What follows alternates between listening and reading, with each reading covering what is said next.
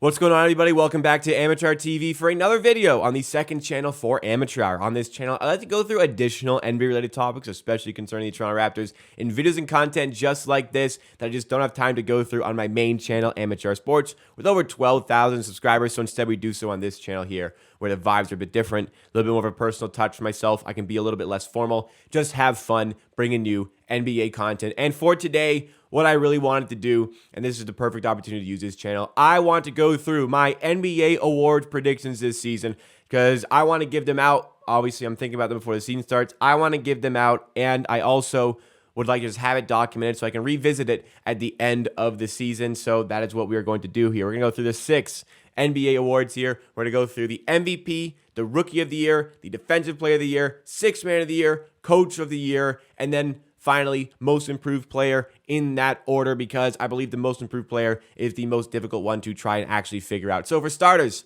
let's go into the MVP, but also before we start, make sure if you enjoy this video, you drop a like to give extra support to this channel. Really helps Amateur TV, the second channel, grow. We're on the road to 2,000 subs, and you can help us by subscribing as well. I mean, if you're enjoying the content, you like the video, it's getting to new people, maybe you like it as well enough, and you're one of those new people who wants to subscribe. So let's go into the MVP for this season. And the favorite pick here is going to be Luka Doncic. But the reason I am not going to take Luka Doncic here is because I just don't think the Dallas Mavericks are going to win enough games. I think that he might be the best player in the league. But you know, people count voting a lot. I understand last season, Jokic won it from the 6th spot. I think to even be in consideration for this award, you have to avoid the play-in tournament. Dallas may or may not do that.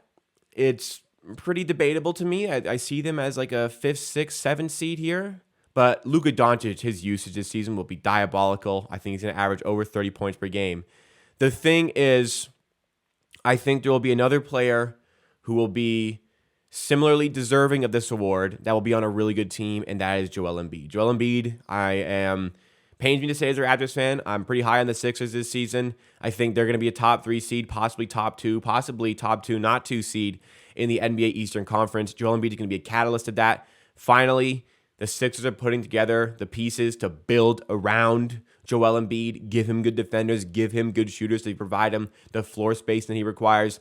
I think that he's going to average, I think it'll be 29 plus. I think he'd even get above 30 points per game this season. 13, 14 rebounds, doing the great work defensively. If he stays healthy, plays 70-plus games, and the Sixers are as dominant as I expect him to be in the regular season, it's a regular season award.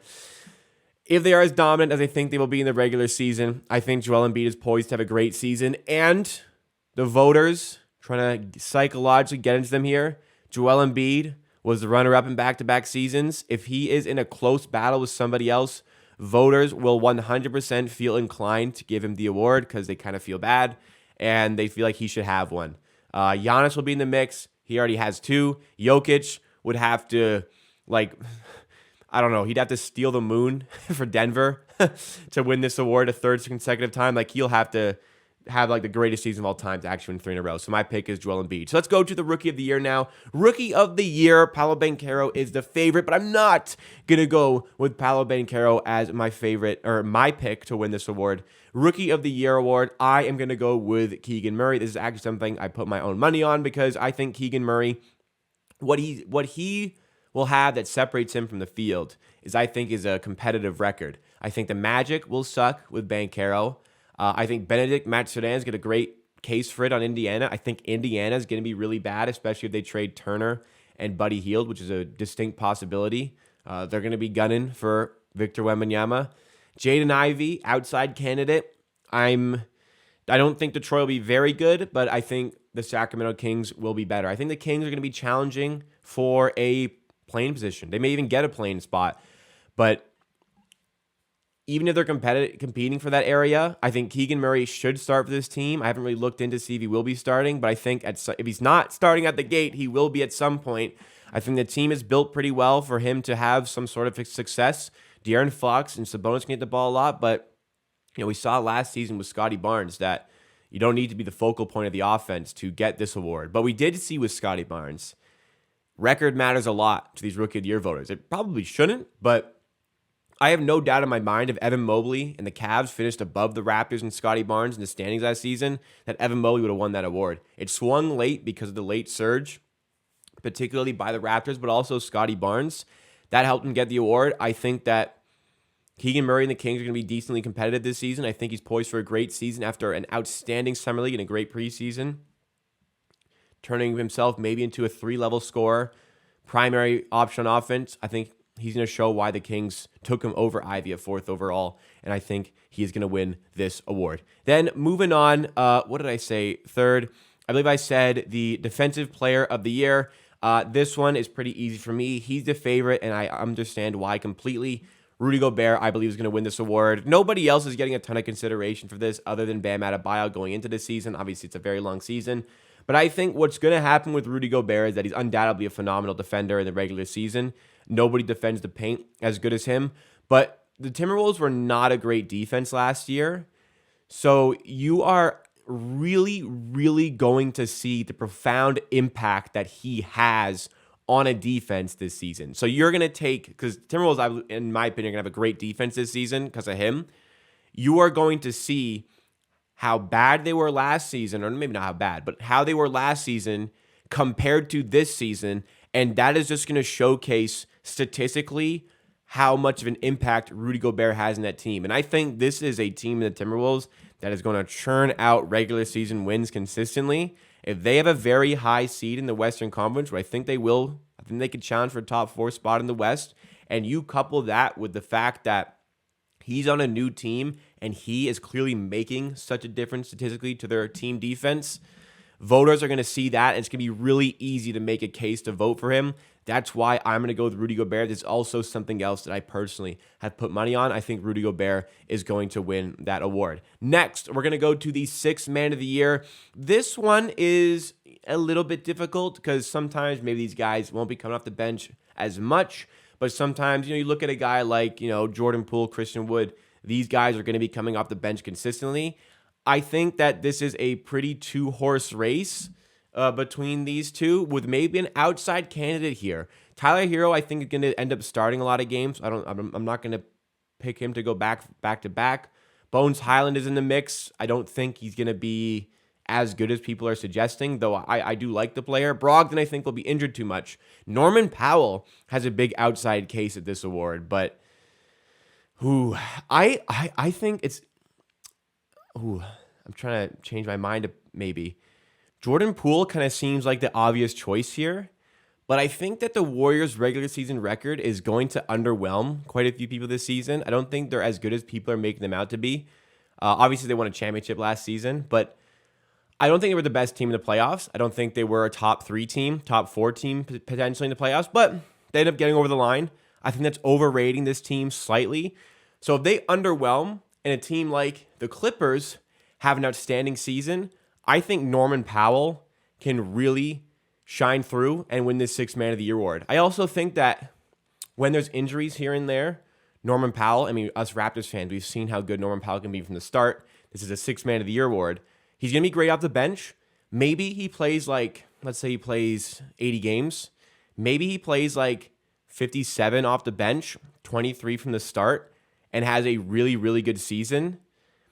57 off the bench coupled with those 23 game start stats, because there's always injuries with the Clippers, that could just boost his numbers enough to really get voters to push for him to win this award, especially if the Clippers are a top 3 seed in the Western Conference. My pick for this is Norman Powell. Okay, let's go to the Coach of the Year. Probably should have done this after Defensive Player of the Year because they are kind of unified a little bit, and I'm going to go with Chris Finch here. I just think that you're going to see a huge jump from the Timberwolves this season, and people like to compare the previous season to this season. How much has this coach improved upon the expectations, and how much have they improved upon the season prior? I think you're going to see a very large jump from the Timberwolves this season, and I think people are going to give Chris Finch the award as a result.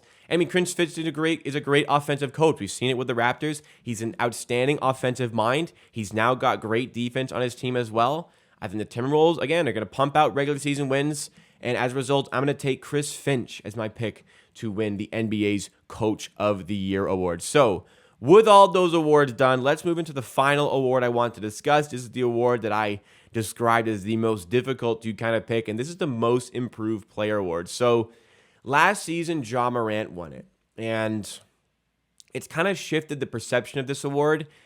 Like, this award was probably designed for more role players who really broke out, but now we're seeing stars who turn into superstars being able to win this award. And, at the end of the day, it's called the Most Improved Player Award. It's the player who improved the most. I kind of liked it as that sort of role player turning into a star sort of award, so they can get some love in the awards categories, because I see Ja Morant getting a lot of love for accolades as his career goes on, and rightfully so, but it is what it is. People are liking Anthony Edwards to win this award. I'm kind of hoping, as I'm talking about in this video, I really solidify my pick here. I think that a player like Tyrese Halliburton on a team like Indiana is just going to get a ton of usage from this team. And for now, he's got pieces around him to make him look even better. I'm not fully confident with this one. It's very difficult to predict the Most Improved Player Award. I am personally going to go with Tyrese Halliburton, very high on him as a player.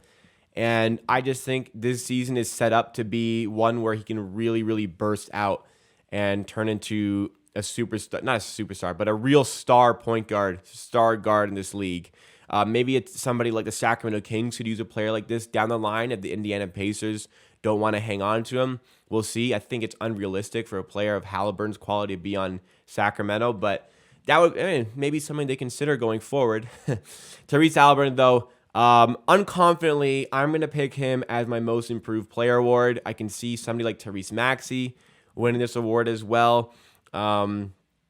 I have a kind of a list up here to kind of help me along with it. Other than that, I mean, you could see a guy in their second year like Evan Mobley or Scotty Barnes also winning this. I could even maybe see an outside case for Herb Jones if he's getting a ton of minutes with the New Orleans Pelicans, but my pick is going to be Tyrese Halliburton. So let's recap the 6 picks.